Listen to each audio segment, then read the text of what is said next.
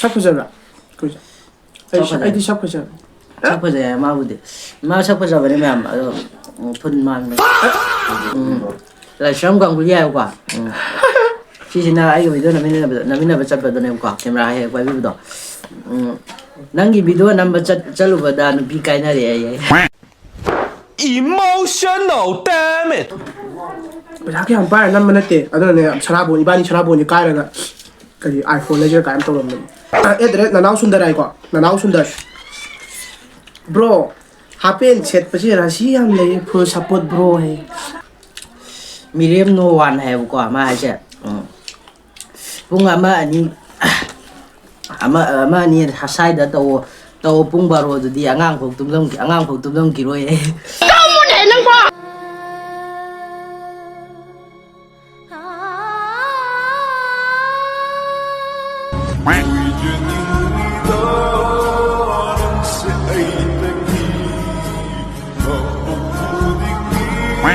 Ma'am ngasi di ka ma'am na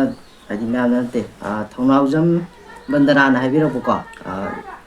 soibum ga chicken ga yen ga thom charo ha ji kuire ba man ha rai je ko kuire ha pa do ji nuwa rak tra ko mai comment cha di video se hau de lo adi ko video se hek hau da gi yeng ba ma se video se dom yeng ga comment dei ke atai ju dom yi ko ai na di adum ai khoina khrai di kai da toina su thengna ba mayam su yawe ba ko ado ai ngasi akoina tawjere di special oya akoi thonajam medana gi khalaga akoi new subscriber ko adum oisu video akoi adugi khalaga oina tawjera pani koi soibung ga ji na thong mama slai ma gi oina special ko ai kana bha gi soibung mu jeng ga thong se soibung mu jeng ga thong ta ne ma si lok thong ye ba ko lok thong ba na soibung mu di hapcha dre ba ko maru adugi na mak ta di matung da mu phan tarokke ado ngasi gi si kano gi oina tawja ne video se thonajam bandana gi ko mana dum hadi koi gi video se pol lem biraga man ha charu ha ji kuire ba as saba da nate ko fazal game yam yauri ko as fazal jani ado tai chu nam hai puri lang trai no gai da nang puri kle ti ka he ado atai tai chu nam taro ka duine ba aduna mam ngasi gi ore akoi se mubang tau ge na ti akoi tau se ado ngasi je comment su dum para ke tau ne ko comment su dum pa yo ado as wati do do sa se 5k do re ko 5k do re su do comment amo ko pa thok te no ado no ai che comment su ha di no ning no bo su atai tai dia pa pa go center ge ya mo para ni ko go center je pa tho ga no ga dum cha se tau sa min de akoi je no le ka no le re Kalau resi di rumah kita nyawa dong cak rumah juga sudah dong cak ni ko mem dong cak kali Manipur trong bom kali jauh makan lo tau dera miat khai de umro atik pa trong bom ba thằng khai rồi tôi cha ba hồi sẽ du comment chút đâm nuôi ba comment chút lokal ke cha ba chỉ lý ban như thế có sẽ ông mi hôm trả ra đâu nêu quả mi hôm trả ra đâu sẽ ông chinh là nó nằm ama muốn tạm thuộc rồi cái nó đâu mà nó bảo mà nó hàn có sản phẩm đâu hoàn thở rồi đó mà tay sao lên mà đâu sa đi xin ngay này ai đã sao vậy ai sinh bên pa vậy sao vậy co sao cái này vậy khang đi vậy sa này cái gì vậy mà sa này cái gì bộ này co sa cái sao linh cái đó jadi memang sao betul mau sao vậy không lagi ha mà cũng thế đâu làm đó ha đâu à quên mua bàn gì đấy co làm biết tụm nuôi tao vậy sai cái này nó sẽ để mà tụm nhau hơn gì co ai đấy mà tụm nhau hơn là cái đào mông cái mà nó là rồi làm ha mà cũng thế cái gì còn ngầu quá ông chụp chả hấp kia này mày làm cái tao tên này hay tao đi chơi xem nào am cho con gì đi mày làm đã con mày làm đã ses rồi sao em làm miền thôn với mây giá có mà phải học cái phải sao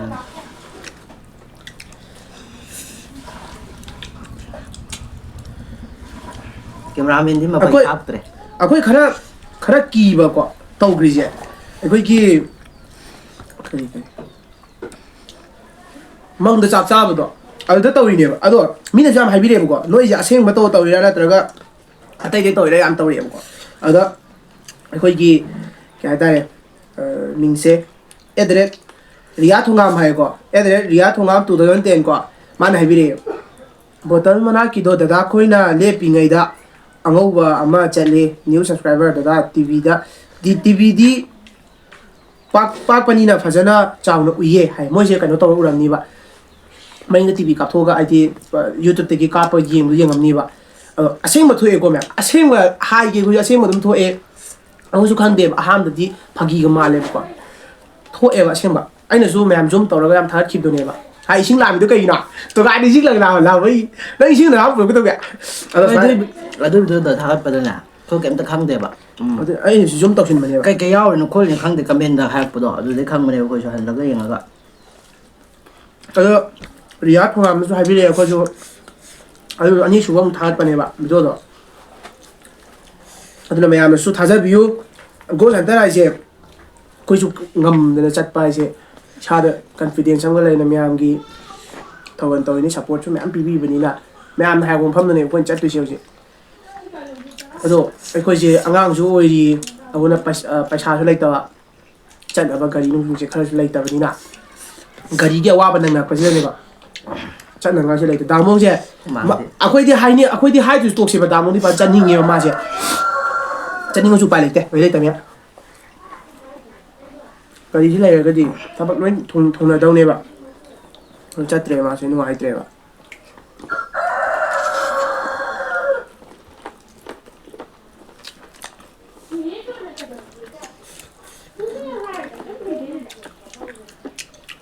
ꯅꯣꯛꯅꯤꯡꯕ ꯑꯃ ꯂꯩꯔꯦꯀꯣ ꯃꯌꯥꯝ ꯑꯩ ꯀꯃꯦꯟ ꯊꯤꯒꯦ ꯇꯧꯕ ꯃꯥꯡꯉꯦ ꯀꯃꯦꯟ ꯅꯣꯛꯅꯤꯡꯕ ꯑꯃ ꯂꯩꯔꯦ ꯅꯨꯡ ꯆꯔꯥꯝꯕ ꯀꯪꯖꯥꯛꯐꯝ ꯀꯣ ꯅꯨꯡꯒꯁꯨ ꯂꯪꯁꯤꯜꯂꯛꯏꯁꯦ ꯅꯃꯥꯟꯅꯕꯁꯤꯡꯁꯦ ꯀꯥꯏ ꯅꯃꯥꯟꯅꯕꯁꯤꯡꯁꯦ ꯅꯨꯡꯒ ꯂꯪꯒꯦꯒ ꯍꯥꯏꯔꯤꯕ ꯂꯪꯗꯦꯀꯣ ꯑꯩꯈꯣꯏ ꯅꯨꯡ ꯂꯪꯗꯦ ꯀꯅꯥꯅ ꯍꯥꯏꯅꯣ ꯅꯨꯡ ꯂꯪꯗꯦ ꯑꯩꯈꯣই ꯌꯥꯎꯗꯦ ꯃꯣꯏ ꯆꯠꯄꯗꯣ ꯑꯩ ꯀꯤꯁꯨ ꯀꯤ ꯑꯩ ꯒꯣꯜ ꯁꯦꯟꯇꯔꯗ ꯑꯃꯨꯛꯐꯥꯎ ꯎꯔꯝꯈꯤꯔꯣꯏ ꯎꯁꯨ ꯎꯍꯜꯂꯣꯏ ꯑꯩ ꯉꯝꯗꯦꯕ ꯍꯣꯏ ꯍꯌꯦꯡ ꯀ꯭ꯂꯥꯁ 12 ꯂꯣꯏꯔꯀꯥꯟꯗ ꯆꯠꯄ ꯌꯥꯔꯀꯥꯟꯗ ꯆꯠꯀꯦ ꯑꯩ ꯒꯣꯜ ꯁꯦꯟꯇꯔ ꯁꯨꯡꯎ ꯎꯔꯝꯃꯣꯏ ꯏꯃꯥꯟꯅꯕꯁꯤꯡꯁꯨ ꯆꯠꯇꯦ ꯑꯗꯣ ꯑꯗꯨꯏ ꯅꯨꯃꯤꯠꯀꯤꯗꯗꯤ ꯅꯨꯡ ꯂꯪꯗꯦꯕ ꯑꯗꯩ ꯑꯉꯥꯡ ꯀꯞꯄ ꯇꯥꯈꯤꯕꯗꯣ ꯑꯩꯁꯨ ꯇꯨꯒ ꯆꯨꯡꯉꯦꯉꯣ ꯑꯉꯥꯡ ꯀꯞꯄ ꯇꯥꯈꯤꯕ ꯃꯌꯥꯝ ꯈꯪꯉꯝꯅꯤ ꯑꯗꯨꯁꯨ ꯑꯩꯈꯣꯏꯅ ꯀꯞꯄꯤꯅꯤꯒ ꯇꯧꯔꯛꯑꯗꯤ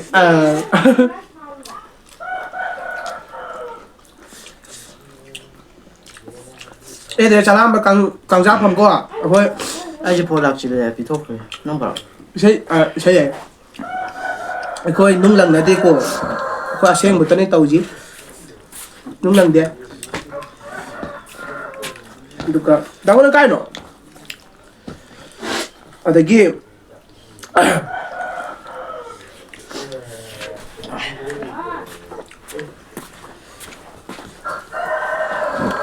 ꯑꯩ ꯆꯥꯕꯗ ꯌꯥꯝ ꯍꯨꯃꯥꯡ ꯇꯥꯒꯜꯂꯦꯕ ꯆꯥꯐꯝ ꯈꯪꯗꯦꯕ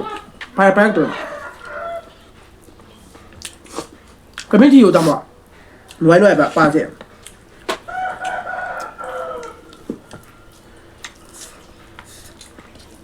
ꯑꯗꯨꯝ ꯇꯧꯔꯛꯑꯦ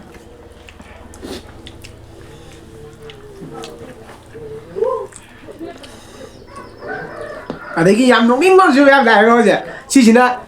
ꯃꯥ ꯂꯩꯔꯦ ꯅꯥꯀꯟꯗ ꯆꯪꯉ ꯆꯥꯛ ꯆꯥꯃꯤꯟꯅꯕꯗꯣ ꯑꯗꯨꯒꯤꯅꯦꯀꯣ ꯔꯦꯠ ꯖꯣꯟ ꯍꯖꯤꯞ ꯍꯥꯏꯔꯣ ꯃꯥꯁꯦ ꯔꯦꯠ ꯖꯣꯟ ꯍꯖꯤꯞ ꯍꯥꯏꯕ ꯃꯥꯜꯂꯦ ꯀꯣ ꯃꯤꯅꯤꯠ 10ꯒ ꯁꯦꯀꯦꯟ 58ꯒꯤ ꯊꯝꯁ ꯑꯞꯇꯨꯗꯤ ꯌꯥꯏꯍꯦ ꯍꯥꯏ ꯑꯩꯈꯣꯏ ꯑꯗꯨꯗꯕꯨꯗꯤ ꯂꯩꯀꯣ ꯊꯝꯁ ꯑꯞꯇꯣ ꯂꯩꯌꯦꯕ ꯃꯣꯏꯅ ꯀꯥꯔꯛꯑꯦ ꯂꯥꯛꯑꯣ ꯃꯩ ꯊꯥꯒꯠꯄꯤꯌꯨ ꯂꯥꯛꯑꯣ ꯍꯥꯏꯕꯗꯣ ꯃꯩ ꯊꯥꯒꯠꯄꯤꯕꯅꯦꯕꯀꯣ ꯑꯗꯣ ꯃꯥꯁꯦ ꯏꯔꯨꯖꯩꯀꯥꯟꯗ ꯑꯩꯉꯣꯟꯗ ꯊꯝꯁ ꯑꯞ ꯇꯧꯔꯝꯕꯅꯦꯕ ꯎ ꯂꯩꯔꯝꯃꯦ ꯑꯗꯨꯏꯗꯣ ꯊꯝꯁ ꯑꯞ ꯌꯥꯏꯍꯦ ꯀꯥꯏꯅꯀꯣ ꯑꯩ ꯅꯣꯛꯇꯤ ꯌꯥꯝ ꯅꯣꯛꯅꯤꯡꯈꯤꯕꯅꯦ ꯑꯗꯨꯏꯗꯣ ꯃꯥꯅ ꯇꯧꯔꯤꯗꯣ ꯑꯩ ꯈꯪꯗꯦꯕ ꯃꯣꯏꯅ ꯍꯥꯏꯔꯀꯥꯟꯗ ꯈꯪꯕꯣꯏ ꯀꯥꯏꯗꯕꯨꯗꯤ ꯑꯣꯏꯕꯅꯦ ꯀꯩꯅꯣ ꯄꯤꯒꯦ ꯄꯤꯔꯝꯃꯣ ꯂꯣꯛ ꯀꯟꯅ ꯊꯨꯡꯉꯤꯌꯦ ꯑꯗꯨꯅꯅꯦ ꯑꯩꯁꯦ ꯇꯣꯝꯕꯒꯤ ꯀꯩꯅꯣ ꯇꯣꯝꯕꯒꯤ ꯑꯩꯈꯣꯏ ꯆꯥꯖꯔꯤꯁꯦ ꯑꯩꯈꯣꯏ ꯄ꯭ꯔꯗꯛ ꯉꯥꯛꯇꯅꯤ ꯍꯥꯏꯗꯤ ꯄ꯭ꯔꯗꯛ ꯍꯥꯏꯗꯤ ꯌꯦꯟꯁꯨ ꯑꯩꯈꯣꯏꯒꯤ ꯑꯂꯨꯁꯤꯁꯨ ꯑꯩꯈꯣꯏꯒꯤ ꯑꯂꯨꯁꯤꯁꯨ ꯑꯩꯈꯣꯏ ꯑꯂꯨ ꯑꯩꯈꯣꯏꯒꯤꯗꯤ ꯁꯤ ꯅꯠꯇꯕ ꯑꯂꯨꯁꯦ ꯑꯂꯨꯁꯤ ꯇꯥꯜꯂꯨꯕꯅꯦꯕ ꯑꯩꯈꯣꯏꯒ ꯃꯣꯏ ꯑꯩꯉꯣꯟꯗꯒꯤ ꯇꯥꯟꯕ ꯑꯂꯨꯅꯦ ꯍꯥꯏꯕ ꯑꯂꯨꯁꯤꯁꯨ ꯑꯩꯈꯣꯏꯒꯤ ꯍꯥꯏꯕ ꯋꯥꯈꯜ ꯑꯃ ꯂꯩꯔꯝꯅꯤ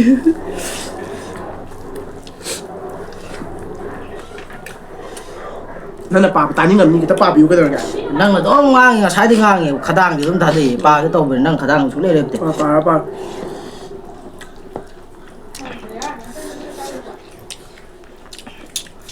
ꯕꯦꯕꯤ ꯐꯨꯗꯟꯁ ꯕ꯭ꯂꯣꯛ ꯍꯥꯏꯌꯦꯕꯀꯣ 3860 ꯁꯣꯏꯕ ꯂꯧꯕ ꯑꯗꯨꯒ ꯃꯥ ꯍꯥꯏꯔꯤꯁꯦ ꯕꯨꯡꯉꯣ ꯅꯪ ꯚꯤꯗꯤꯑꯣ ꯑꯩ ꯑꯗꯨꯝ ꯌꯦꯡꯉꯦ ꯌꯥꯝꯅ ꯅꯨꯡꯉꯥꯏ ꯑꯉꯥꯡ ꯑꯣꯏꯖꯔꯁꯨ ꯌꯥꯝ ꯊꯧꯅꯥ ꯂꯩ ꯑꯗꯨꯃꯛꯄꯨ ꯑꯈꯪ ꯑꯍꯩꯁꯤꯡꯒ ꯇꯥꯟꯅꯔꯒ ꯆꯠꯂꯨꯀꯣ ꯌꯥꯝꯅ ꯁꯥꯊꯤꯌꯦ God bless you give up it thank you ꯏꯆꯦ ꯍꯥꯏꯇꯥꯔꯦꯀꯣ ꯏꯆꯦꯒꯤ ꯑꯣꯏꯔꯝꯃꯅꯤꯀꯣ ꯑꯩꯈꯣꯏꯁꯨ ꯍꯥꯏꯗꯤ ꯌꯥꯝ ꯍꯩꯔꯒ ꯆꯠꯆꯕ ꯅꯠꯇꯦ ꯃꯇꯨꯡꯗꯗꯤ ꯑꯩꯈꯣꯏꯁꯨ ꯑꯈꯪ ꯑꯍꯩ ꯑꯗꯨꯝ ꯇꯥꯟꯅꯔꯒꯀꯣ ꯍꯥꯏꯕꯗꯤ ꯑꯈꯪ ꯑꯍꯩꯒ ꯇꯥꯟꯅꯔꯒ ꯆꯠꯆꯔꯒꯦ ꯃꯊꯪꯗꯗꯤ ꯑꯩꯈꯣꯏꯁꯦ ꯀꯩꯁꯨ ꯍꯩꯕ ꯅꯠꯇꯦꯕ ꯅꯍꯥꯟꯒꯤ ꯒꯣ ꯆꯠꯄꯗꯨꯁꯨ ꯋꯥꯟꯊꯔꯩꯗꯣ ꯅꯍꯥꯟꯒꯤ ꯒꯣ ꯆꯠꯄ ꯋꯥꯟꯊꯩꯗꯣ ꯑꯩꯈꯣꯏ ꯀꯃꯦꯟꯗ ꯅꯠꯇꯦ ꯐꯣꯟ ꯗꯥꯏꯔꯦꯛ ꯇꯧꯔꯒ ꯅꯣꯏ ꯋꯥꯟꯊꯩꯗꯣ ꯑꯈꯪ ꯑꯍꯩ ꯃꯥꯏꯕ ꯀꯩꯀꯩ ꯌꯦꯡꯉꯣ ꯍꯥꯏꯌꯦ ꯑꯗꯣ ꯌꯦꯡꯗꯦ ꯑꯗꯣ ꯆꯦꯡꯗꯩꯀ ꯊꯥꯗꯣꯛꯑꯣ ꯍꯥꯏꯌꯦꯕ ꯑꯗꯣ ꯌꯦꯡꯗꯦ ꯑꯗꯨꯝ ꯑꯗꯣ ꯍꯥꯏꯔꯛꯑꯕꯅꯤꯅ ꯑꯩꯈꯣꯏ ꯆꯠꯀꯅꯤꯀꯣ ꯆꯦꯡꯅꯩ ꯊꯥꯗꯣꯛꯄ ꯑꯗꯣ ꯑꯗꯨꯗꯤ ꯎꯠꯂꯛꯑꯔꯣꯏꯒꯦ ꯚꯤꯗꯤꯑꯣ ꯑꯣꯏꯅ ꯁꯦꯝꯃꯛꯑꯔꯣꯏꯒꯦ ꯊꯕꯛꯄꯨꯗꯤ ꯆꯠꯀꯦ ꯍꯧꯖꯤꯛ ꯚꯥꯏꯔꯦꯜ ꯆꯠꯂꯤꯁꯦ ꯗꯥꯃꯣꯟ ꯈꯨꯈꯪꯗꯨꯅꯦꯕ ꯀꯃꯥꯏꯅ ꯈꯪꯉꯦꯅ ꯗꯛ ꯂꯥꯎꯅ ꯈꯪꯉꯤꯕꯗꯣ ꯅꯨꯡꯒꯗꯣ ꯋꯤꯠ ꯈꯨꯈꯪꯗꯣ ꯑꯗꯨꯅꯦꯀꯣ ꯁꯤ ꯍꯥꯏꯔꯦ ꯖꯌꯥ ꯁꯤꯟꯁꯥꯏꯀꯣ ꯖꯌꯥ ꯁꯤꯟꯁꯥꯏ ꯃꯥꯏꯁꯦ ꯑꯍꯥꯟꯕꯩ ꯈꯨꯈꯪꯗꯣ ꯌꯥꯝ ꯅꯥꯜꯂꯦ ꯕ꯭ꯔꯣ ꯍꯥꯏ ꯑꯝꯇ ꯈꯪꯕꯅꯦ ꯌꯦꯡꯒꯦ ꯇꯣꯠ ꯍꯥꯏ ꯈꯪꯕ ꯈꯪꯕ ꯅꯪ ꯈꯪꯕ ꯌꯦꯡꯒꯦ ꯍꯥꯏꯕ ꯈꯪꯕ꯭ꯔꯥ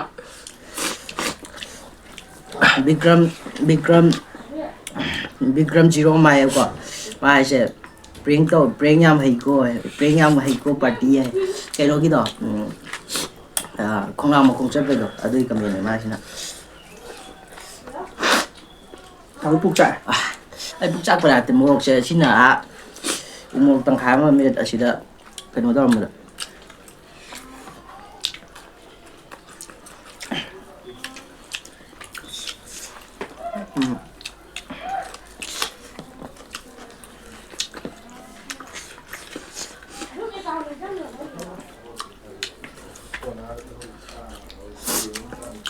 ꯅꯪꯗꯤ ꯃꯝꯕ ꯂꯩꯔꯦ ꯃꯌꯥꯝ ꯅꯪ ꯂꯩꯔꯦ ꯑꯩꯁꯨ ꯑꯩ ꯄꯥꯔꯛꯀꯦꯁꯦ ꯃꯤꯔꯦꯝ ꯅꯣ ꯋꯥꯟ ꯍꯥꯏꯌꯦꯕꯀꯣ ꯃꯥ ꯍꯥꯏꯁꯦ ꯄꯨꯡ ꯑꯃ ꯑꯅꯤ ꯁ꯭ꯋꯥꯏꯗ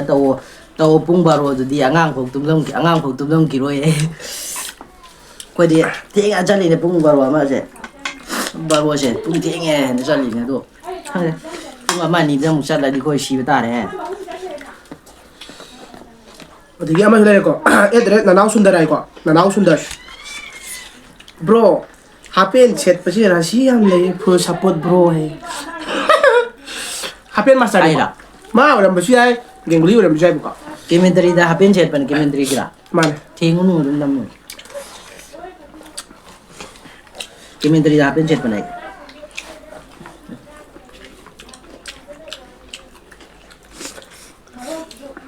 ꯁꯅꯥꯕꯣꯜꯒꯤ ꯑꯝꯇ ꯄꯣꯔꯛꯑꯣ ꯍꯥ ꯁꯅꯥꯕꯣꯜ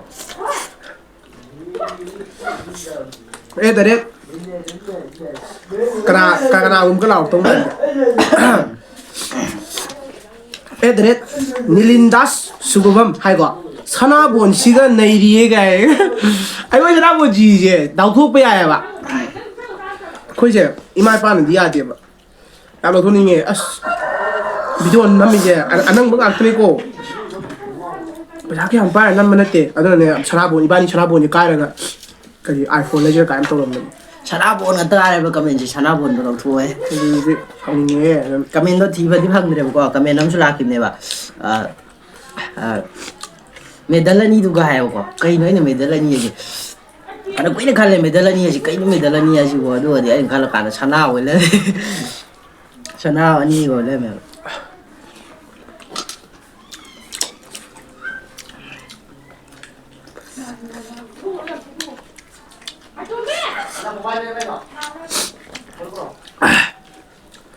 ꯀꯃꯦꯟꯗꯤ ꯌꯥꯝ ꯄꯥꯅꯤꯡꯉꯦ ꯑꯗꯨꯕꯨ ꯑꯗꯨꯅ ꯈꯔꯗꯤ ꯂꯩꯇ꯭ꯔꯦ ꯀꯃꯦꯟꯁꯤ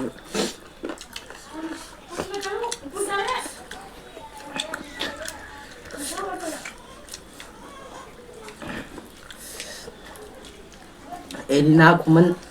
ꯈꯨꯃꯟ ꯆꯝ ꯈꯨꯃꯨꯛ ꯆꯝ ꯍꯥꯏꯌꯣ ꯈꯨꯃꯨꯛ ꯆꯝ Ibu noise mathok cha de bo ki dra khangde ki dra ha ba ki ni hun ko do ki ba di ki da do adum chat le dum ki ra ti na aki ba ji mi gi wakhan de horak pa ko di ki jara so mayam gi support ne video nam da ya din chali sini ai di chat pyak de ko do so ai je ko yum de Hitler am la ya ibom la ma ne Hitler ma nya da Hitler ma nya da ko mu ma nya de do to bandana chi bandana se me magi kano se dom sole le te ko mai comment se dom bi ni ba comment se video ama da comment ani hum dum biram ni ba mi ani tawraga blind makeup tawro oi asi ma di tawrani ajara tawni blind makeup taw kai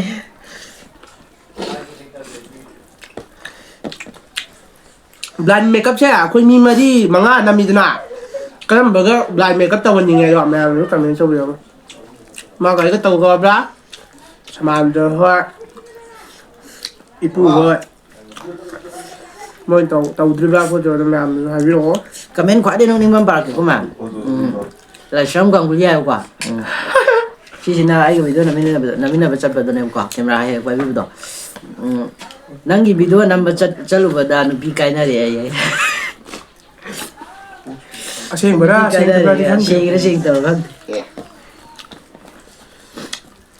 nung din wai ti do jo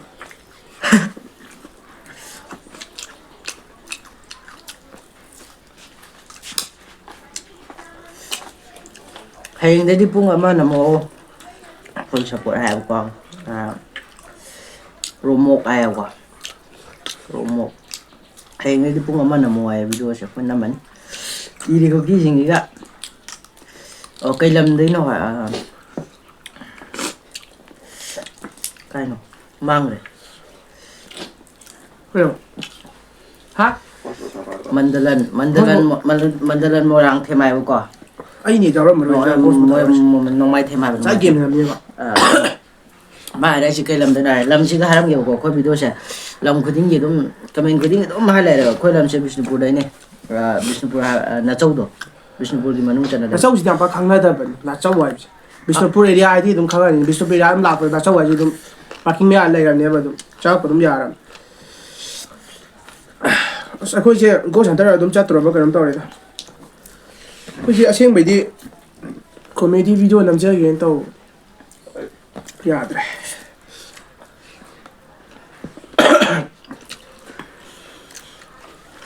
신주 짱은 로 사만 배 아시다부 umro 아슈부도 그라 합신 떠래 미요나 꼭사 와 nó không ta đã mèo từng thôi rồi 뭐 다도 본니 요런이야 그 사만이잖아. 사람들이 얘기하더라고 히더분 얘기하고 봐 anh tên là tìm không tay comment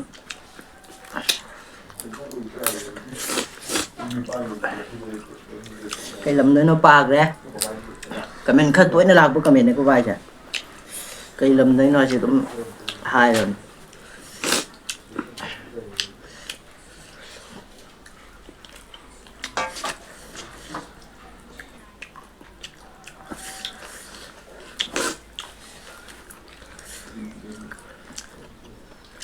comment nó mà thì đâu thì tại ai tại ai câu gì đấy và cắt đi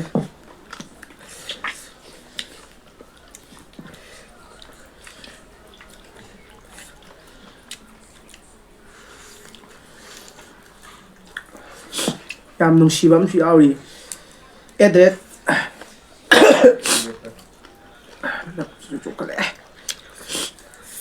address morang chỉ go to A70 ko ayeng bai khoi hoina hena nó muốn nuôi mắm mà nó trò mắm nó rồi ko anjali morang them lai ayeng bai khoi de henen kiri mathang da so video nungai ba thai piro ibung sing na thamoi ji ganam tawde yam no si bedo yam support taw beda respect ang galo ne taw bi do inu ai pun se poe akoi namjara ke reply ka halami ne he hoi tawjera ki leptra support of you ang chi khana dure nga ba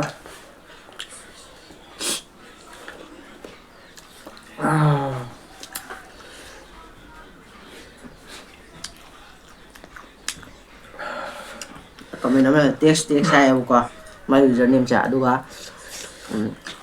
mai ra chi khara chi chi lo ko bro ani amu asoi ngam yaw ni ko ha thank you ko aduga ko ka sai ra cha cha ra te dumana adi soi ngam yaw ni kan nu si bi na dumana ha bi ra ko du anu si ye thank you ngasi koi thonajam ichi thonajam bedana ni nambi cha kam kan ni hare da dum roi mayam ba hare wa mayam dum comment su theng na ni da mai ado mala su hare e de thonajam bedana ko si koi sida chaksa bai do koi ki bangda chicken chui bum thong ma chabiro challenge to to punishment pi se punishment pi do koi se tau jen khalam mane ba ado sumi na ba ko su yawe de challenge to di comment pa ya ro comment pa ba ya ro ta ba de soi bum bisum ai lo kan tu ni aseng bai ai se myam su khang ba yarang ngani khang da yarang ngani ai se ai YouTube cham tong ni ba ko do ba YouTube ram ju yam oi ni as well as ai se isai su sakpa yam pa me ba isai sakpa da ai se han su isai yam ma ji kan na sakpa ji tum chat li ba ko khara khara do ma tek te ba chat pa ni na ko lok thung ba soi bum dom cha se ram na lai ra di as isai no ai ro ai se to aba ne ba ma yam cha sai as ai kap ti ta khai ai ngoi ne ado ina ya tre ba lo ngang ba su kham ni me ngang ngang lai se rom warau biroi iche wo iche dum ha ra ge iche thang lo dum me na warau biroi ko mana na video am sahara pane ba khoina khalam bane ba du video do ma comment do sare ba mai ba mai bi gi na mo wana ado khoina khanari ngai da ne ba ma hai ise ado script to i ba hore ba ko ma ba do script to i ba lo ra ga phajana thaga char ke do su ma na support to bi hadi go center da to bi ba support to mana akoi chu khara jara thara ke akoi di go center gi de wa khan lai te shwel lai te akoi di haibo comedy namaga miyam no on gi khan gi wa khan ne ba ado go center lo ja ado go center da support to bi gum na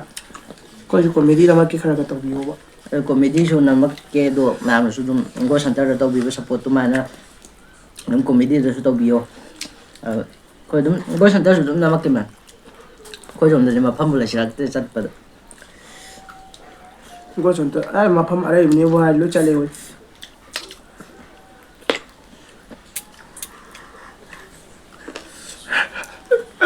ai đâu đi mà tay giảm gió đi đó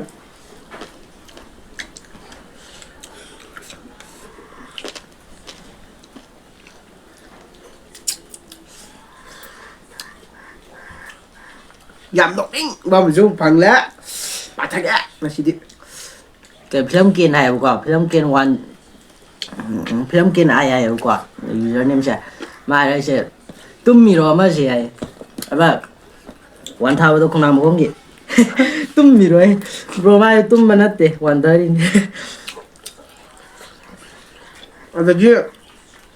adagi @ Alphonse Sarkos 5509 line na bunung thong ga dro taring de ba ga ko ai thaja de line lung thong ga dai thaja ba thaja de oi cameraman thaja bra thaja de akoi na mu thaja da bo je bro ni ka bai thaja ram ni no ai thaja de taw to line thong ma ne ba natraga timula mu thong bo ram ni koi thong ta to ta to ta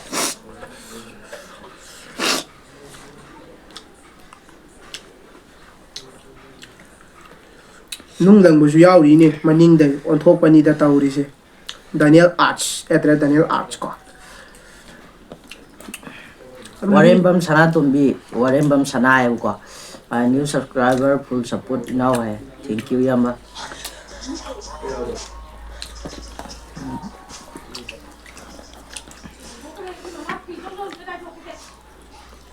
noi gi mafam do midnight society ona taw hallo hai ko mafam do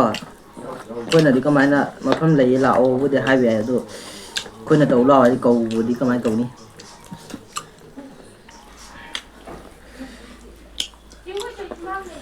ai ko cha ra tra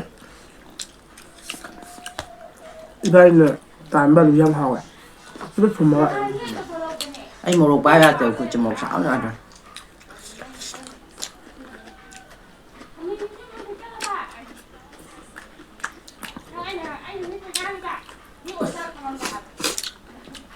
Thuộc xóm rồi xin nhai bố quả. Anh đi năng video sẽ đúng như người làm ngoài thank you sẽ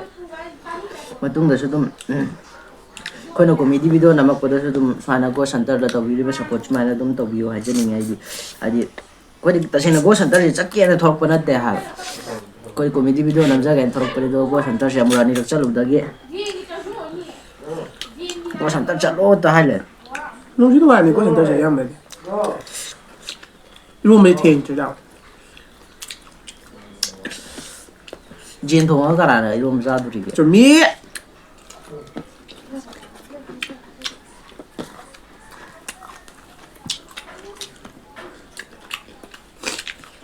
มันจะอัปเดตอะไรตัวไอ้ต่างชาติเฮาวันนี้น่ะเฮาวันนี้ให้จ้า anh giang thùng mình mi xe anh giang thì quậy ớt bạ cái lệ ra cái tuổi cũng phải quậy anh giang học bộ này cho bộ เลยดีอาเซียนี่แบบสิเล่มเล่มมันนี่วันไอ้เฮาก็เลยก็โตนี่แบบไม่ใช่ว่าจ้าอินเดีย học qua là cái tàu mà này là sai cái giống khăn như ra cái nào mà sang mà em say giống khăn ấy cái hàng xa về tiểu mà nè กันเป็นนายเบี้ยมันกันเลยใจใจไอ้อย่างเดียวตัวมันให้อันนี้ mang cái sầu lạc bên này đấy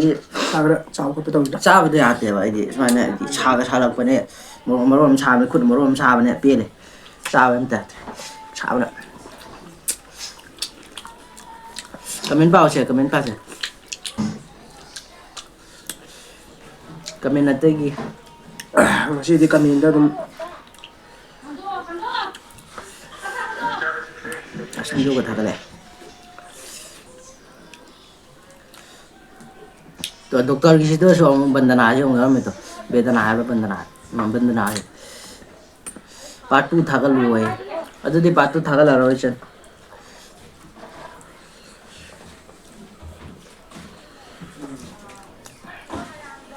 รู้ให้ยังไงก็มันนี่มีจักรมีจักรมันนี่มีจักรเหรอ ดูให้นักประเดี๋ยวหันได้ยิงมันเนี่ยดูกันครั้งมันเนี่ยพอดีจะเช่นไรเนี่ยวิดีโอที่ตัวเนี่ยท้าประแต่บูเด็กครั้งเดียว แม่ยามน่าช่วยป่ะเช่นตัวเปลือกป่ะหรือยังดูเลยให้เปลือกป่ะถ้าก็จะดีอันนั้นแม่ยามวิดีโอใช่ดังก็หันได้ยิงมีน่าเชื่อป่ะก็มาไอ้คนชุกครั้งเงี้ยป่ะมุ่งเนี่ยไปท่าจารอยดูเนี่ยตานี่ท่าจารอยไปครั้งเงี้ยป่ะดูshowวิดีโอใช่แต่ยังไงน่าเชื่อไอ้เนี่ยจริงๆแล้วก็สุดเชื่อมีเนี่ยป่ะดามอน่าสู้อุดแต่ให้ตัวไอ้ดามอไอ้จริงๆแล้วเชื่อมาแค่วิดีโอท่าก็เชื่อให้ตัวจุดบิวส์มันจะดีกว่าบันดาสิตุ้ม kuma uwe ka ulmu kuma uwe ก็ไม่ใช่ตุ้มปีอะไรก็บันดามีมันไม่เงี้ยป้าสิอ่ะ bandana ai kau di ไม่เว้นไม่วิชาเนี่ยไป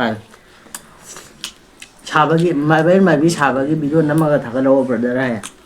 ตัวชี้แจงคนนั้นก็ตัวยังไงแต่เดี๋ยวมันก็ไม่ได้ใช่คนขั้นมาคุยเดี๋ยวว่าชิ้นน้ำใช่ไหมไม่วิชาใช่ฮะสคริปต์อีดีมาคนใช้พวกนั้นมันน่าเตี้ยกว่าคนสิบ้านนี้อันนั้นมันน่าดีบ้านนี้พูดเลยกว่าอีบ้านนี้พูดแล้วก็วันนี้จะตามหน้าเนี่ยแบบสคริปต์จะคอมเมนต์ตัวสิโน่สินจะคอมเมนต์ตัวสิโน่คอมเมนต์ตัวสิโน่ผ่านหน้าตามหน้าเนี่ย ata i thano china ba hante am bola o ja ตามหน้าเราก็อีบ้านนี้ตามหน้าเราก็อีดีสคริปต์จะตั้งขายจัดเลยดูอ่ะแล้วมาเก็บให้ดูนะ ojo ma screen de tholang ge ma che ma be yin ji video ja ma botan ma ni ta ji u ha wa ha ya mo ne botan chum me ba botan ku ya kan je ha ji me ba ai xin cũng khăn vậy khăn hai một cái vậy ku da mo chang to chúng tôi là như vậy ji de jum to na ko yo no so me am do chara ke ba to e ro pi ne ba ai no she me cái này cũng mới thay chứ to jum to la ni ba ma ko se ngu ne ăn lâu bằng em làm gì sao mình tụ này mà mi wa di adum tam ta gini ba pa lau pai thore ju ra tam na mu sto ma san to puru pai thore mu ke ngo mu da mu to mu chat ki bagi mu to amu sa mu ngara kai chini ba agora chin di na sunate ꯑꯁꯦꯡꯕꯅꯦꯕ ꯃꯣꯏ ꯅꯣꯏ ꯃꯌꯥꯝꯅ subscriber ꯈꯣꯝꯕꯒꯤ ꯇꯧꯔꯤꯕ꯭ꯔꯥ ꯈꯣꯠꯂꯤꯕ꯭ꯔꯥ ꯀꯥꯏꯅ ꯌꯥꯝ ꯍꯪꯉꯛꯄꯁꯨ ꯌꯥꯝ ꯌꯥꯎꯋꯦꯕꯀꯣ ꯑꯗꯨꯗꯣ ꯑꯗꯣ ꯑꯩꯈꯣꯏ ꯑꯗꯨꯒꯤ ꯅꯠꯇꯦ ꯍꯣꯏ ꯑꯗꯨꯗꯤ ꯑꯗꯨꯒꯨꯝꯕ ꯀꯃꯦꯟꯗꯤ ꯄꯥꯔꯔꯣꯏꯒꯦ ꯉꯁꯤꯁꯦ ꯃꯣꯔꯣꯛ ꯁꯥꯏꯌꯦꯕ ꯄꯨꯛ ꯆꯥꯛꯑꯦ ꯑꯩ ꯄꯨꯛ ꯆꯥꯛꯄꯅ ꯉꯥꯛꯇꯅꯤ ꯗꯥꯛꯇꯔ ꯌꯧꯗ꯭ꯔꯦ ꯗꯥꯛꯇꯔ ꯑꯝꯇ ꯄꯨꯕꯤꯌꯣ ꯆꯥꯛꯑꯦ ꯄꯛꯇꯦ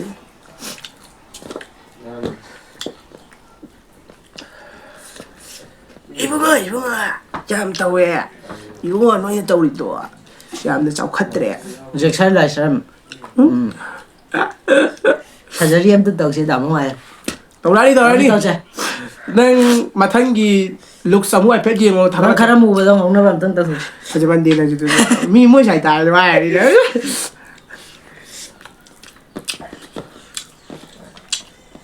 ꯈꯔ ꯇꯧꯔꯛꯀꯅꯤ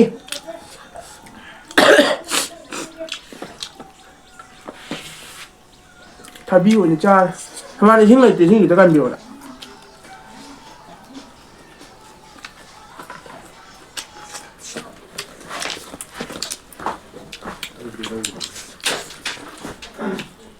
ꯀꯃꯦꯟ ꯄꯥꯁꯦ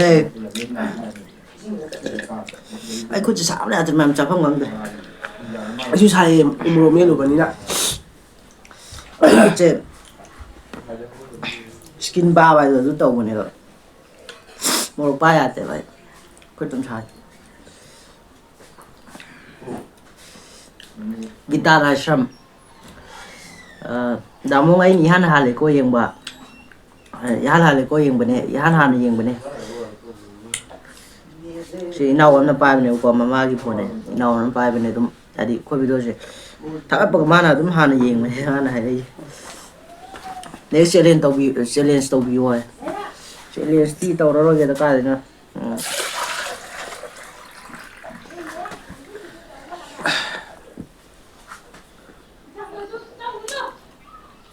ꯅꯪ ꯑꯁꯤꯁꯦ ꯉꯁꯥꯏ ꯄꯥꯔꯗꯥꯏ ꯅꯪ ꯇꯦꯛꯁ 3331 ꯃꯌꯥꯝ ꯑꯗꯨꯝ ꯄꯥꯔꯒꯦꯀꯣ ꯄꯥꯈ꯭ꯔꯃꯦ ꯑꯇꯣꯞꯄ ꯚꯤꯗꯤꯑꯣ ꯑꯣꯏꯅ ꯅꯝꯃꯛꯑꯣ ꯋꯤꯗꯥꯎꯠ ꯅꯣꯂꯦꯖ ꯌꯥꯎꯗꯅ ꯇꯧꯒꯅꯣ ꯁꯤ ꯍꯥꯏꯅ ꯑꯃꯨꯛ ꯋꯥꯔꯧꯕꯤꯕ ꯌꯥꯗꯦꯀꯣ ꯕ꯭ꯔꯣꯅꯤ ꯑꯗꯨꯒ ꯃꯌꯥꯝꯁꯨ ꯊꯥꯒꯠꯆꯔꯤ ꯃꯌꯥꯝ ꯃꯥꯅꯦ ꯍꯥꯏꯗꯤ ꯅꯣꯂꯦꯖ ꯌꯥꯎꯗꯅ ꯑꯩꯈꯣꯏꯅ ꯆꯠꯄꯗꯣ ꯑꯗꯨꯅꯦꯕ ꯃꯣꯏ ꯍꯥꯏꯔꯛꯏꯁꯦ ꯍꯣꯏ ꯆꯨꯝꯃꯦ ꯅꯣꯂꯦꯖ ꯌꯥꯎꯗꯅ ꯊꯕꯛ ꯇꯧꯔꯦ ꯀꯩꯁꯨ ꯀꯩꯅꯣ ꯑꯣꯏꯔꯣꯏꯕ ꯍꯥꯏꯗꯤ ꯇꯨꯡꯗ ꯃꯥꯏ ꯄꯥꯛꯄ ꯑꯐꯕꯗꯤ ꯀꯩꯁꯨ ꯑꯣꯏꯔꯣꯏ ꯑꯗꯣ ꯍꯥꯏꯁꯦ ꯑꯩꯈꯣꯏꯁꯨ ꯇꯝꯃꯤꯕꯅꯦ ꯍꯥꯏꯗꯤ ꯇꯝꯃꯤꯕꯅꯦ ꯑꯗꯨꯝ ꯍꯥꯏꯗꯤ ꯆꯠꯂꯒ ꯑꯗꯨꯃꯥꯏꯅ ꯍꯩꯔꯛꯀꯗꯣꯏꯅꯦꯕ ꯀꯣꯟꯅ ꯑꯗꯨꯝ ꯇꯞ ꯇꯞꯅ ꯍꯩꯔꯛꯀꯗꯣꯏꯅꯦ ꯑꯗꯒꯤ ꯋꯥ ꯉꯥꯡꯕꯇ ꯑꯣꯏꯔꯣ ꯍꯧꯖꯤꯛ ꯉꯥꯡꯉꯤꯕ ꯃꯑꯣꯡ ꯑꯗꯒꯤ ꯇꯨꯡꯗ ꯉꯥꯡꯉꯛꯀꯗꯣꯏꯁꯤꯅꯦ ꯑꯗꯨꯝ ꯐꯖꯔꯛꯀꯗꯣꯏꯅꯦ ꯍꯥꯏꯇꯥꯔꯦ ꯀꯨꯏꯔꯒ ꯑꯗꯨꯝ ꯍꯥꯏꯗꯤ ꯍꯩꯒꯠꯂꯛꯀꯗꯣꯏꯅꯦꯅ ꯑꯗꯨꯃꯥꯏꯅ ꯇꯧꯔꯒ ꯑꯗꯨꯝ ꯆꯠꯄꯗꯤ ꯂꯦꯞꯄ ꯌꯥꯗꯦ ꯍꯣꯠꯅꯕ ꯂꯦꯞꯄ ꯌꯥꯗꯦ ꯕꯕꯥ ꯑꯩꯁꯦ ꯑꯦꯜꯕꯝ ꯐꯖꯗ꯭ꯔꯥ ꯍꯤꯔꯣ ꯑꯣꯏ ꯍꯥꯏꯕ ꯃꯥ ꯑꯗꯨꯝ ꯍꯦꯔꯣ ꯀꯨꯝꯅꯤꯌꯦ ꯑꯩꯗꯤ ꯏꯁꯥꯅ ꯁꯛꯄ ꯏꯁꯩ ꯅꯠꯇ꯭ꯔꯗꯤ ꯀꯨꯝꯃꯣꯏ ꯍꯦꯔꯣ ꯁꯥꯒꯦꯁꯦ ꯄꯛꯀꯗ꯭ꯔꯥ ꯑꯩ ꯆꯦꯅꯦꯜꯗꯗꯤ ꯊꯥꯒꯠꯂꯛꯑꯣꯏ ꯃꯥ ꯀꯩꯅꯣ ꯇꯧꯔꯗꯤ ꯁꯨꯡꯊꯥ ꯊꯥꯒꯠꯂꯣꯏ ꯀꯔꯤ ꯅꯎꯄꯥꯒꯤ ꯃꯇꯦꯡ ꯄꯥꯡꯅꯕ ꯍꯣꯠꯅꯕꯗ ꯑꯌꯥꯝꯕ ꯃꯅꯥꯎꯄꯥ ꯑꯃꯒꯗꯤ ꯀꯔꯤꯝ ꯈꯟꯕꯤꯗꯕ ꯑꯗꯨꯝꯕꯁꯦ ꯌꯥꯝ ꯌꯥꯅꯤꯡꯕ꯭ꯔꯥ ꯚꯤꯗꯤꯑꯣꯁꯤꯗꯤ ꯁꯥꯡꯉꯝꯃꯅꯤ ꯌꯥꯝꯒꯅꯨ ꯃꯌꯥꯝꯒꯤ ꯄꯥꯔ 32 ꯍꯣꯏ ꯄꯨꯡꯈꯥꯏ ꯑꯃ ꯁꯥꯍꯟꯒꯦ ꯄꯨꯡꯈꯥꯏ ꯍꯦꯜꯂꯦ ꯍꯥꯏꯕꯅꯤ 32 ꯌꯧꯔ ꯍꯥꯏ ꯄꯨꯡꯈꯥꯏ ꯑꯃ ꯁꯥꯍꯟꯒꯦ ꯆꯠꯕ ꯚꯤꯗꯤꯑꯣꯁꯦ ꯂꯣꯏꯁꯤꯜꯂꯒ ꯆꯥꯛ ꯑꯝꯇ ꯆꯥꯁꯦ ꯑꯩ ꯈꯨꯠ ꯁꯥꯕ ꯌꯥꯗ꯭ꯔꯦ ꯑꯩ ꯆꯃꯁꯅ ꯆꯥꯗꯦꯕ ꯁꯛ ꯐꯖꯕ꯭ꯔꯥ ꯑꯩꯗꯤ ꯁꯛ ꯐꯖꯕ ꯁꯛ ꯐꯖꯩ ꯍꯥꯏ ꯃꯥꯕꯨꯗꯤ ꯃꯥ ꯁꯛ ꯐꯖꯕꯅꯤ ꯃꯌꯥꯝ ꯑꯗꯣ ꯐꯨꯟ ꯃꯥꯟꯕꯅꯤ ꯋꯥꯉꯥꯡꯗꯣ ꯁꯤ ꯍꯦꯟꯖꯤꯟꯕ꯭ꯔꯕ ꯍꯦꯛꯇ ꯑꯩ ꯑꯃꯨꯛ ꯀꯩ ꯍꯥꯏꯔꯛꯇꯣꯏꯅꯣ ꯈꯪꯕ꯭ꯔꯥ ꯁꯦꯔꯥꯛ ꯇꯧꯕ ꯇꯨꯗꯧ ꯃꯥꯟꯕꯅꯦ ꯀꯣꯔꯤꯌꯥꯒꯤ ꯆꯒ꯭ꯔꯥꯛ ꯑꯗꯨꯗꯤ ꯃꯌꯥꯝ ꯚꯤꯗꯤꯑꯣꯁꯦ ꯁꯥ ꯂꯣꯏꯁꯤꯜꯂꯒꯦ ꯆꯥꯕꯁꯨ ꯉꯝꯗ꯭ꯔꯦꯕ ꯆꯥꯕꯁꯦ ꯑꯩꯕꯨꯗꯤ ꯆꯥꯈꯤꯅꯤ ꯑꯩ ꯆꯥꯛ ꯆꯥꯗ꯭ꯔꯤ ꯐꯖꯅ ꯑꯩꯈꯣꯏꯒꯤ ꯀꯩꯅꯣꯅꯦꯕꯀꯣ ꯑꯩ ꯈꯨꯠꯁꯦ ꯁꯥꯕ ꯃꯨꯛꯕꯥꯡ ꯌꯥꯗ꯭ꯔꯦꯕ ꯅꯠꯇꯦꯀꯣ ꯃꯌꯥꯝ ꯃꯨꯛꯕꯥꯡꯅꯦꯅ ꯃꯨꯛꯕꯥꯡ ꯇꯨꯕꯤꯒꯅꯣ ꯅꯠꯇꯦꯀꯣ ꯃꯌꯥꯝ ꯀꯃꯦꯟ ꯄꯥꯕꯒꯤ ꯑꯗꯨꯝ ꯑꯗꯨꯝ ꯆꯥꯅ ꯄꯥꯕꯩ ꯋꯥꯅꯤ ꯑꯗꯨꯒꯤ ꯋꯥꯅꯤ ꯀꯃꯦꯟ ꯑꯇꯣꯞꯄꯁꯨ ꯑꯗꯨꯝ ꯄꯥꯔꯛꯀꯅꯤꯀꯣ ꯆꯥꯗꯁꯨ ꯑꯗꯨꯝ ꯄꯥꯔꯛꯄ ꯌꯥꯎꯔꯛꯀꯅꯤ ꯃꯊꯪꯗꯁꯨ ꯀꯃꯦꯟ ꯅꯨꯡꯁꯤꯕ ꯐꯖꯅ ꯄꯤꯕꯤꯔꯛꯑꯣ ꯑꯗꯣ ꯑꯩꯈꯣꯏꯁꯨ ꯑꯗꯨꯝ ꯄꯥꯊꯣꯛꯆꯔꯛꯀꯦ ꯅꯣꯡꯃ ꯍꯟꯗꯛ ꯑꯩꯒꯤ ꯑꯦꯀꯥꯎꯟ ꯑꯃ ꯍꯥꯡꯉꯦꯕꯀꯣ ꯌꯨꯇ꯭ꯌꯨꯕ ꯑꯦꯀꯥꯎꯟ ꯑꯃ ꯍꯥꯡꯉꯦꯕ ꯑꯁꯤ ꯑꯩꯗꯤ ꯚꯤꯗꯤꯑꯣ ꯑꯇꯩꯗꯤ ꯊꯥꯒꯠꯂꯣꯏ ꯑꯗꯨꯝ ꯕ꯭ꯂꯣꯛ ꯑꯣꯏꯅ ꯇꯧꯒꯦꯕ ꯃꯥ ꯊꯥꯒꯠꯄꯒꯤ ꯏꯁꯩ ꯁꯛꯄꯒꯨꯝꯕ ꯃꯌꯥꯝ ꯑꯗꯒꯤ ꯆꯠꯄꯒꯤ ꯕ꯭ꯂꯣꯒꯨꯝꯕ ꯑꯗꯨꯝ ꯊꯥꯒꯠꯂꯛꯀꯦ ꯇꯥꯃꯣ ꯍꯣꯏꯒꯤ ꯃꯣꯏ ꯕꯤꯍꯥꯏꯟ ꯗ ꯁꯤꯟꯒꯨꯝꯕꯗꯣ ꯑꯗꯨꯝ ꯈꯔ ꯊꯥꯒꯠꯂꯛꯀꯦꯕ ꯃꯌꯥꯝꯅꯁꯨ ꯁꯞꯄꯣꯔꯠ ꯇꯧꯕꯤꯌꯨ ꯑꯩꯒꯤꯗꯣ ꯑꯩ ꯃꯊꯛꯇ ꯑꯗꯨꯝ ꯊꯣꯛꯍꯟꯖꯔꯝꯃꯒꯦꯕ ꯑꯩꯒꯤ ꯑꯦꯀꯥꯎꯟꯗꯣ ꯑꯗꯨꯒ YTꯁꯨ ꯄ꯭ꯔꯤꯌꯣ ꯕ꯭ꯂꯣꯛ ꯍꯥꯏꯅ ꯂꯩꯕꯅꯦ ꯑꯗꯨꯒ ꯏꯟꯁꯇꯥꯒ꯭ꯔꯥꯝꯒꯤꯁꯨ ꯄ꯭ꯔꯤꯌꯣ ꯕ꯭ꯂꯣꯛ ꯍꯥꯏꯅ ꯂꯩꯕꯅꯦ ꯃꯌꯥꯝꯅꯁꯨ ꯁꯕꯁꯀ꯭ꯔꯥꯏꯕ ꯐꯣꯂꯣ ꯑꯃꯗꯤ ꯁꯤꯌꯔ ꯀꯃꯦꯟ ꯇꯧꯕꯤꯔꯝꯃꯣ ꯑꯗꯨꯒ ꯃꯌꯥꯝꯅ ꯁꯛꯅꯤꯡꯕ ꯏꯁꯩ ꯂꯩꯔꯒꯁꯨ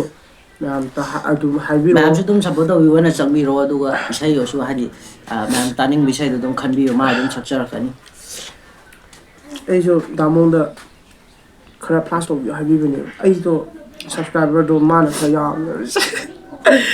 ꯑꯗꯨꯗꯤ ꯃꯌꯥꯝ ꯚꯤꯗꯤꯑꯣꯁꯦ ꯁꯥ ꯂꯣꯏꯁꯤꯜꯂꯒꯦ ꯀꯃꯦꯟ ꯃꯇꯨꯡꯗꯁꯨ ꯀꯃꯦꯟ ꯅꯨꯡꯁꯤꯕ ꯅꯨꯡꯉꯥꯏ ꯅꯨꯡꯉꯥꯏꯕ ꯄꯤꯕꯤꯔꯛꯑꯣ ꯑꯩꯈꯣꯏꯁꯨ ꯅꯣꯡꯃ ꯁꯨꯃꯥꯏꯅ ꯇꯧꯔꯒ ꯀꯩꯅꯣꯝꯃ ꯆꯥꯔꯒꯁꯨ ꯐꯖꯅ ꯄꯥꯖꯔꯛꯀꯦ ꯃꯇꯥꯡꯁꯤꯗ ꯂꯣꯏꯁꯤꯜ ꯆꯥꯛ ꯐꯪꯗꯕ ꯌꯥꯝ ꯃꯥꯜꯂꯤ ꯃꯇꯥꯡꯁꯤꯗ ꯂꯣꯏꯁꯤꯜꯂꯒꯦ ꯂꯣꯏꯔꯝꯗꯀꯥꯟꯒꯤꯅꯦ ꯂꯥꯁ ꯂꯣꯏꯔꯝꯗꯀꯥꯟꯒꯤ ꯃꯌꯥꯝ ꯑꯔꯣꯏꯕꯣꯏꯗ ꯑꯍꯣꯡꯕꯗꯨꯗꯤ ꯌꯦꯡꯉꯛꯄ ꯅꯪꯒꯤ ꯅꯨꯡꯁꯤ ꯃꯤꯠꯌꯦꯡꯗꯣ ꯈꯥꯡꯕ ꯑꯗꯣ ꯉꯝꯗ꯭ꯔꯦ ꯃꯌꯥꯝ ꯑꯩ ꯑꯩꯈꯣꯏꯒꯤ ꯚꯤꯗꯤꯑꯣꯁꯤꯕꯨꯁꯨ ꯍꯥꯏꯗꯤ ꯅꯨꯡꯁꯤꯕꯤꯗꯨꯅ ꯑꯍꯥꯟꯕ ꯌꯦꯡꯕꯤꯕ ꯑꯣꯏꯔꯒꯗꯤ ꯅꯨꯡꯁꯤꯕꯤꯗꯨꯅ ꯂꯥꯏꯛ ꯀꯃꯦꯟ ꯁꯤꯌꯔ ꯁꯕꯁꯀ꯭ꯔꯥꯏꯕꯁꯨ ꯇꯧꯕꯤꯔꯝꯃꯣ ꯑꯗꯨꯒ ꯃꯇꯨꯡꯗꯁꯨ ꯅꯨꯡꯉꯥꯏ ꯅꯨꯡꯉꯥꯏꯕ ꯒꯣꯁꯀꯤ ꯑꯣꯏꯔꯣ ꯀꯣꯃꯦꯗꯤ ꯑꯣꯏꯔꯣ ꯑꯩꯈꯣꯏ ꯑꯗꯨꯝ ꯊꯥꯒꯠꯆꯔꯛꯀꯦ ꯂꯦꯞꯇꯅ ꯃꯌꯥꯝꯒꯤ ꯁꯞꯄꯣꯔꯠ ꯃꯌꯥꯝꯅꯁꯨ ꯁꯞꯄꯣꯔꯠ ꯇꯧꯕꯤꯔꯛꯑꯒꯗꯤ ꯑꯩꯈꯣꯏꯁꯨ ꯂꯦꯞꯇꯅ ꯑꯗꯨꯝ ꯃꯌꯥꯝꯒꯤ ꯊꯧꯒꯜ ꯇꯧꯕ ꯉꯝꯕ ꯑꯣꯏꯖꯒꯦ ꯍꯥꯏꯔꯒ ꯚꯤꯗꯤꯑꯣꯁꯦ ꯂꯣꯏꯁꯤꯟꯖꯔꯒꯦ